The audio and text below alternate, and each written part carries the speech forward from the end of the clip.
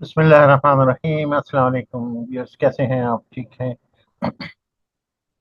इस वीडियो में हम आपको एक और एफआई रिपोर्ट का डालना दिखाते हैं कि किस तरह से एक नई रिपोर्ट को आप इस सिस्टम के अंदर अडॉप्ट करा लेंगे और इसके अंदर देखने आ जाएगा। तरीका वही है कि आप जो है पहले आइडेंटिफाई करें कि क्या टी कोड है। जब आपको पता चल गया कि टी कोड जो है उसका ये है, ठीक है, तो इसकी एंट्री यहाँ पे कर दिया, यहाँ पे आपने मॉड्यूल डाल दिया है इसमें। बस जैसे ही आपने इस पर क्लिक किया, अब ये चीज़ आपको, आपने जैसे एफ आई को सिलेक्ट करना है तो यहाँ पर उस एफ आई के जितने भी रिपोर्ट्स हैं वो सब आ जाएंगी। तो इस वक्त जो नई रिपोर्ट जिसको हम इनकॉर्पोरेट करने जा रहे हैं अपने इस टूल के अंदर, तो आप देखेंगे कि इसने खुद ब खुद इसका टी कोड उठा लिया।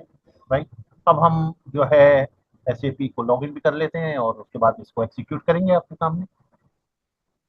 तो ये लॉगिन हो गया और अब हम जो है एग्जीक्यूट का बटन दबाएं। ये सिर्फ क्लिक ऑफ बटन पे हो रहा है सब, ठीक। हम यहाँ से इसे एग्जीक्यूट कर रहे हैं तो ये आपका सिलेक्टेड रिपोर्ट विद रिक्वायर्ड जो टी कोड है उससे एग्जीक्यूट करेगा। ये जा रहा है इसमें, तो खुद कर रहा है इसमें, ठीक है। ये इसने ऐसे एग्जीक्यूट किया, इसे डाउनलोड किया और ये जाकर उसने एक्सेल पे कर दिया, सेट कर दिया, ठीक है।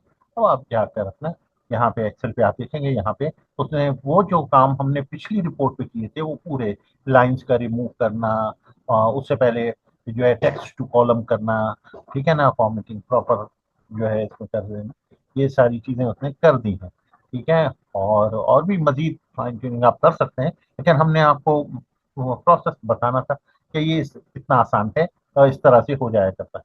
तो हमने किया क्या है, कुछ भी नहीं किया, हम सिर्फ इसको इसमें गए, इसका जो असाइनमेंट जो है एग्जीक्यूटेड, इसको एडिट किया और इसमें हमने एक नया टी कोड कैसे ऐड करते हैं कि जो पिछला टी कोड था हमारा, ये पूरे ये है, ये था से से, ठीक है। ये जो पिछली रिपोर्ट हमने अकाउंट बैलेंसेस की बनाई थी, पूरा इसको यहाँ से लेके यहाँ तक अ, चंद ही यानी है, कोई इतने ज्यादा लंबा नहीं है, सिर्फ ये इफ से लेकर एंड इफ तक, इसे कॉपी किया, इसे उठा के यहाँ पे पेस्ट कर, ठीक है। जब पेस्ट हो गया तो फिर इसमें हमने जो जो टी कोड है जो कि हमने अभी शीट में आपको दिखाया था, ठीक है ना, वो हमने यहाँ पे डाल दिया। दिखाऊँ आपको, ये देखिए 2093, ठीक है, 2093 हमने यहाँ पर इसको डाल दिया, ठीक है।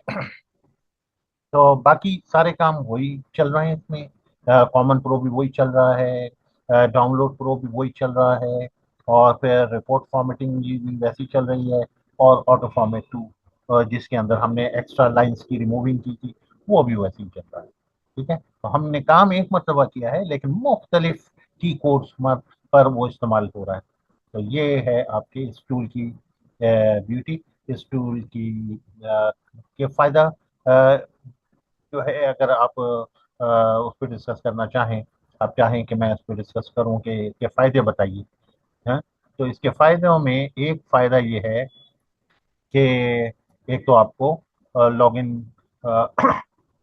इससे छूट मिल जाती है आपका, जिसकी वजह से बेसिस की टीम को आपको कांटेक्ट करना, उनसे टाइम बाय करना, उनसे अपने लॉक्ड अकाउंट को अनलॉक करवाने के लिए उनसे मदद करना, उनसे जो है रिक्वेस्ट करना, उससे आप जो है वो छूट जाते हैं और उसकी अब ज़रूरत नहीं रहती, क्योंकि जो है इंसान से तो गलती हो सकती है कि वो अपना पासवर्ड भूल जाए, अपना पासवर्ड में की टाइपिंग मिस्टेक कर दे, लेकिन कंप्यूटर को तो जो बता दिया है वो करेगा, सही बताया है सही करता रहेगा, गलत बताया तो गलत करता रहेगा, ठीक, वो गलती नहीं करता।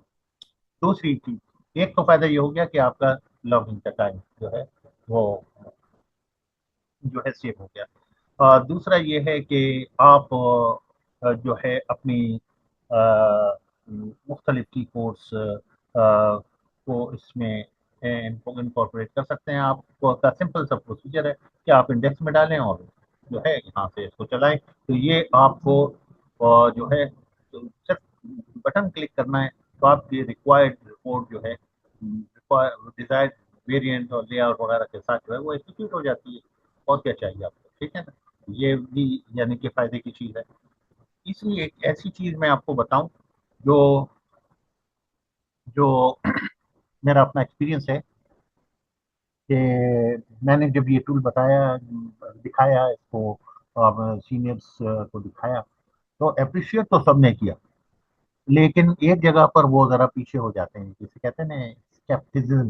हाँ, कि भाई बस जिसे हम उर्दू में कहते हैं बोलो मती, मतलब ऐसे, यानी बैन चैनल है, इस पर बात ना करो।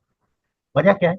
वजह ये है कि एक साहब ने ब्लंटली मुझे बता दिया, कहने लगे, देखें आप हमको जो चीज़ दे रहे हैं उससे ये एक ही यूजर, अगर जिसको हमने सैफ ऑल के राइट दिए हुए हैं, वही सारे काम करने के काबिल हो जाएगा। जब ऐसा करेंगे तो फिर एक्स्ट्रा लाइसेंसेस की ज़रूरत ही नहीं पड़नी। फिर तो एक ही लाइसेंस से सारे काम, और मोस्टली काम जो है वो होना शुरू हो जाएंगे। अन अननेसेसरी लाइसेंस की परचेजिंग, और हमें बिठाया गया है यहाँ पे कि हम जो है लाइसेंसेस बना बना के दें, तो जो है आगे बढ़ें। तो लोग कहेंगे हमने तो तुम्हें जो है लाइसेंसेस के लिए जॉब दी थी कि भाई तुम हमारे बिजनेस को बढ़ाओगे और लाइसेंसेस बढ़ेंगे हमारा, तुम तो लाइसेंसेस को बचवा रहे हो। तो ये बात उन्होंने ब्लंटली ये चीज मुझे कह दी थी। और वाकई इस टूल को यूज करके आप ना सिर्फ जो है अपने ट्रांजैक्शन की एंट्री कर सकते हैं, ठीक है, अगर आपके पास सेपॉल के राइट्स को अगर आप अपने इस्तेमाल करें, तो आप बेसिस के, अगर आपके पास, let's start from the basis, अगर आपके पास 300 यूजर्स हैं जो जो कि अकाउंट खोलने हैं, आपको आपको सिर्फ एक अकाउंट खोलना है, ठीक है ना। उसके बाद उन 300 यूजर्स पे उसको चला दें, वो 300 अकाउंट भी खोल के दे देगा with a click off button, ठीक है। रह जाएगी बात उसकी प्रोफाइल्स और उसके ऑथराइजेशन की, वो भी ऑटोमेट हो सकती है उसमें भी, यानी कि अगर करने आप जाएं तो बहुत सारी उसके अंदर चीजें हैं जो कि ऑटोमेट हो सकती हैं। इसी तरह से दूसरे मॉड्यूल में आ जाएं, जैसे आप एस डी के मॉड्यूल में VA01, VA02, VA03 वाले ट्रांजेक्शन्स को, VA05 वाले ट्रांजेक्शन्स को जो कि डे टू डे यूज होते हैं, उनको अगर ऑटोमेट कर लें, आप बताएं सारी डेटा जो है वो शीट पे रखें, पहली रो पे कर्सर रख के अब बटन आप प्रेस कर दें, एक एक लेकर वो सारे ऑर्डर्स को एंटर भी कर जाएगा और सही करेगा। उसमें चांस ऑफ एरर भी नहीं होगा। कितनी चीज़ों से आप बच जाएंगे, ठीक है ना, इस क्योंकि ऑटोमेशन को यूज़ करते हुए।